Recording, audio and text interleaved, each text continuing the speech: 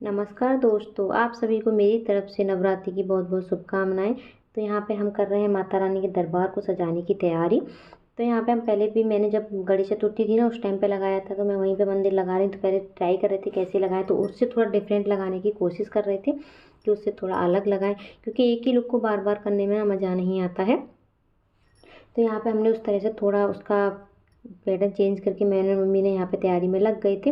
बाकी सब बैठ के देख रहे थे और बहनी और अबीर दोनों उधम मचा रहे थे, दोनों खेल रहे थे। ये दोनों ना बहुत ही उधम मचाते हैं, बहुत ज़्यादा खेलते रहते हैं दोनों। तो इसके बाद हमने यहाँ पे तैयारी कर दी, माला वगैरह लगा दी थी। तो ये फूल माला है ना, ये मार्केट में आसानी से मिल जाती हैं, तो ये मेरे पास रखी थी। तो इससे ही मैं पूरा मंदिर डेकोरेट कर रही हूँ। यहाँ पे लगा रही हूँ मैं झल्लर लाइट वाली, इससे थोड़ी लाइटिंग से अच्छा हुआ आएगा। तो आपको मंदिर का पूरा व्यू देख लिया, ये हो गया मंदिर बन के तैयार। तो यहाँ पे मैं चावल वगैरह से यहाँ पे हम मूर्ति वगैरह को स्थापित करेंगे, कलश स्थापित करेंगे। वहाँ पे हम इसमें साथियाँ बना देते हैं स्वास्तिक। तो यहाँ पे मैं सबसे पहले मैं बना रही हूँ गणेश जी को स्थापित करने के लिए। तो मैं यहाँ पे गणेश जी सबसे पहले ना गणेश जी स्थापित होते हैं, इसलिए मैं यहाँ गणेश जी के लिए बना देती हूँ। यहाँ पे बना देती हूँ अष्टदल कमल। जैसा देखो मेरे को आता तो नहीं है, लेकिन थोड़ा सा मैं ट्राई करती हूँ, जैसा मेरे को आता है मैं उसी तरह से सिंपल सा बना देती हूँ। तो ये तैयारी ना रात में कर देंगे, क्योंकि नवरात्रि का ना बहुत ही ज़्यादा काम हो जाता है मॉर्निंग में, घर के काम फिर पूजा के काम और सामान ना इधर उधर रहता है। तो उस टाइम ना बहुत ज़्यादा हबड़ बबड़ होती है, तो इसलिए ना पूरा सामान मैं एक जगह रख दूँगी। कोशिश करूँगी कि सारी सामान एक जगह हो जाए, तो हमें जब पूजा करें तो कोई भी हमें ज़्यादा भाग दौड़ ना रहे, आसानी से हमारा सारा सामान एक ही जगह मिल जाए। तो मैं वही कोशिश कर रही थी, यहाँ पे सारी तैयारी करती, क्योंकि पापा जी ने सुबह जल्दी जग के अपना पाठ वगैरह करते हैं, तो वो जल्दी उठ जाते हैं। तो यहाँ पे मैंने अखंड दीप की भी तैयारी कर दी थी। उसमें कलश हम इस बार स्टील का भरेंगे। आप स्टील का, तावे का, मिट्टी का, पीतल का, जो भी आपके पास हो आप वो कलश यूज़ कर सकते हो। तो इस बार हम स्टील का कलश यूज़ कर रहे हैं, जो कि बिल्कुल नया है, पहली बार यूज़ करेंगे। तो इस पर मैंने स्वास्तिक बनाया, उसके बाद इसमें कलावा बांध देंगे हम। तो यहाँ पर कलश भी मैं तैयार करके रख दिया था। सुबह पानी भर के हम इसकी स्थापना करेंगे। तो सुबह मॉर्निंग में उठ गए थे हम 4 बजे। उसके बाद हमने झाड़ू पोछा कर लिया, सारा काम कर लिया। उसके बाद लग गए हम पूजा में। तो सब लोग लग गए थे, थोड़ी बहुत पूजा पापा ने अपने पाठ वगैरह कर लिए थे। उसके बाद सबसे पहले करेंगे माता रानी की स्थापना। तो माता रानी की स्थापना करने से पहले ना हमने गंगा जल ले लिया था, उससे पूरे मंदिर में छिड़काव कर देंगे। माता रानी ने, वैसे तो माता रानी को नहलाया जाता है, उनका पूरा जैसे होता है ना, शहद से, दूध से, पंचामृत से उनको नहलाया जाता है। लेकिन हमारी माता जो मिट्टी की हैं, तो हम सिर्फ गंगा जल से उनका छिड़काव कर देंगे, जैसे तो शुद्ध हो जाएगा। जो मार्केट से लाए कई हाथ लगे होते हैं, तो गंगा छिड़क करके हम इनको स्थापित कर देंगे। यहाँ पे मैंने स्वास्तिक पहले बना रखा था, उससे पहले गणेश जी को मैंने स्थापित कर दिया था। सबसे पहले गणेश जी को स्थापित करते हैं। तो उसके बाद पापा जी मतलब मंत्र वगैरह पढ़ रहे थे, तो उसके मंत्र के अकॉर्डिंग हम अपनी पूजा कर रहे थे। तो यहाँ पे ना हमारी माला भी रह गई थी, तो माला भी थोड़ी लेट आएगी, तो मैं माला वगैरह उनको थोड़ा लेट पहनाऊँगी। जब तक मैं और पूजा श्रृंगार वगैरह कर देती हूँ माता रानी का।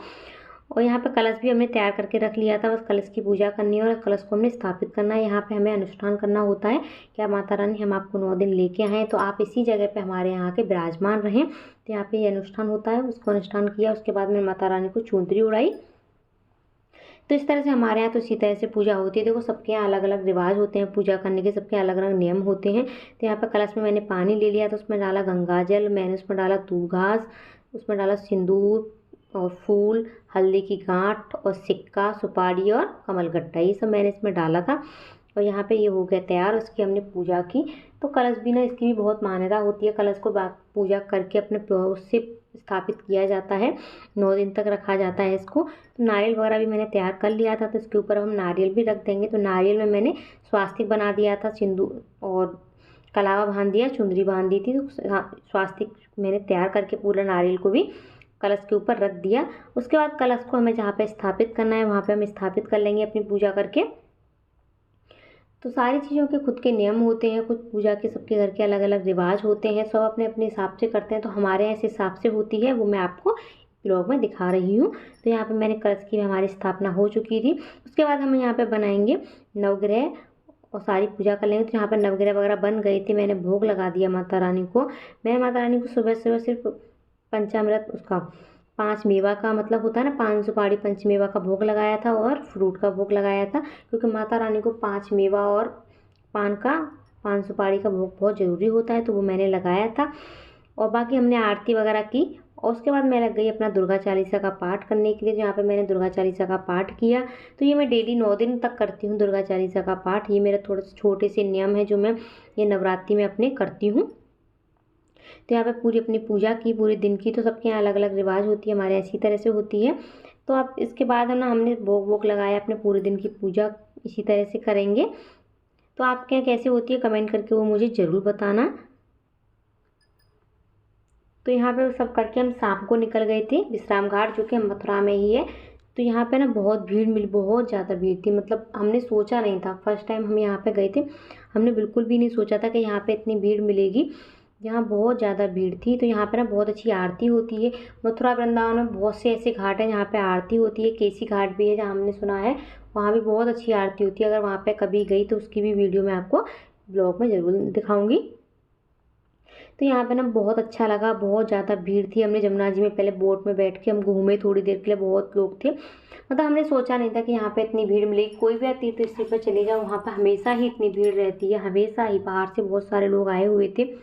तो हमें तो बहुत ही, मतलब हम मथुरा से रह के भी इतने नहीं जा पाते इतनी पास तक, अचानक से प्लान बना तो हम चले गए, ठीक है। और बाहर के लोग इतना घूम के जाते हैं यहाँ पे बहुत ज़्यादा। तो ये द्वारकाधीश मंदिर के पास ही पड़ता है, द्वारकाधीश मंदिर से अब थोड़ा सा आगे पड़ता है। तो अभी तो हमने द्वारकाधीश मंदिर भी नहीं देखा, अगर कभी वहाँ पे गए तो वो भी मैं आपको ज़रूर दिखाऊंगी। तो यहाँ पे हम ना 7:30 बजे आरती स्टार्ट हो जाती है। तो बस 7:30 बजे का वेट कर रहे थे, हम थोड़ा जल्दी पहुँच गए थे। तो हमने सोचा कि बोट में ही घूम लेते हैं, क्योंकि रोज़ रोज़ तो वो ऐसी जगह पर नहीं जाया जाता। तो 7:30 बज गए थे। यहाँ पे आरती की तैयारी शुरू हो गई थी, स्टार्ट हो गई थी आरती होने के लिए। तो यहाँ पे आरती होगी, वो आप मेरे ब्लॉग में ज़रूर देखना।